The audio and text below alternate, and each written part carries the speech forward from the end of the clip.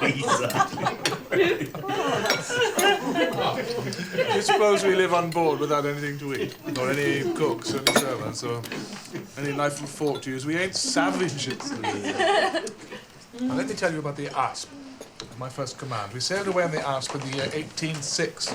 We have a navy list. We shall look her up. They made me send for it, Captain. You're from Plymouth. Well, you won't find it in the new list, I'm afraid. She's been broken up for scrap. Yes, I was the last man to command her 8 years ago, and she was hardly fit for service then. Nearly sank on several occasions, the Asp. Then I should have only been a gallant Captain Wentworth in a small paragraph at the bottom corner of a newspaper, and you'd never have heard of me. Yet still you took her out? Oh, my word. Well, the Admiralty likes to entertain itself now and then by sending a few hundred men to sea on a ship hardly fit to be employed. Well said. Lucky fella to get her. Lucky fella to get anything so soon. I felt my luck, I assure you. Well, I was well satisfied with the position. I was extremely keen at the time, in the year 6, to be at sea. Most extremely keen. Badly wanted to be doing something. Well, naturally you did. What should a young fellow like you do ashore for half a year together? When a man has no wife, he wants to be afloat again. Yes, well, I had no wife in the Essex. And then, Captain Wentworth, what came next? The Laconia. The Laconia. Find the Laconia. Those were great days when I had the Laconia. Here she is. HMS Laconia, 74-gun frigate, second class. Yeah, a friend and I had a fine cruise off the West Indies in the Laconia, taking enough privateers to make it very entertaining and make us quite rich. Do you remember Captain Harwell, Admiral? Oh, Yeah. Excellent fellow. I wonder what's become of him. Did not you bring Mrs. Harville and her children round from Portsmouth to Plymouth that spring? Yes, what of it? I'd bring anything of Harville's from the world's end if he asked me to. And this from the man famous in the Navy for declaring he will never have a woman on his ship.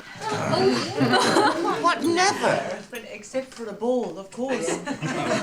It's from no lack of gallantry towards women, Mrs. Musgrove. Rather the reverse. You see, it's impossible to make the accommodation on board ship suitable for a party of ladies. Why, Frederick, I have lived on 5. Yes, but Sophie, you were living with your husband, and you were the only woman on board. That is not to the purpose. I hate to hear you talking about all women as though they were fine ladies instead of rational creatures. We none of us want to be in calm waters all our lives. When he has a wife, Sophie, he will sing a different tune. When he is married, if we have the good luck to live to another war, we shall see him very grateful to anybody who will bring him his wife. Oh, no, I haven't done. When once married people begin to attack me with, oh, you shall think very differently when you are married. I can only say, no, I shall. And then they say again, oh, yes, you shall. And there's an end of it. Mrs. Musgrove.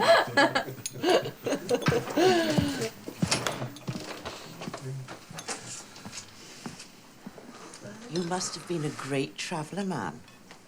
Well, I have crossed the Atlantic 4 times, and I have been once to the East Indies and to different places around home, Cork and Lisbon and Gibraltar.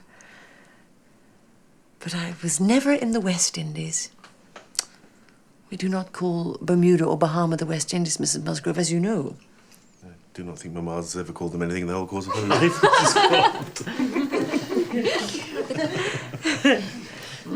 But did you never suffer any sickness, Mrs. Grove?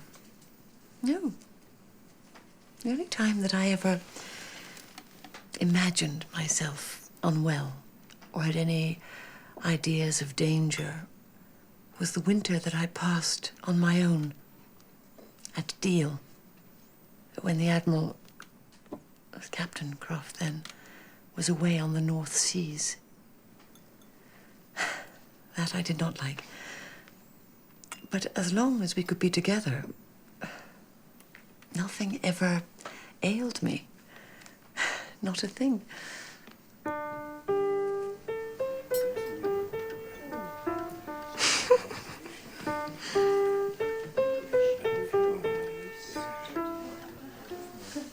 Oh, I beg your pardon. This is your seat. Not at all.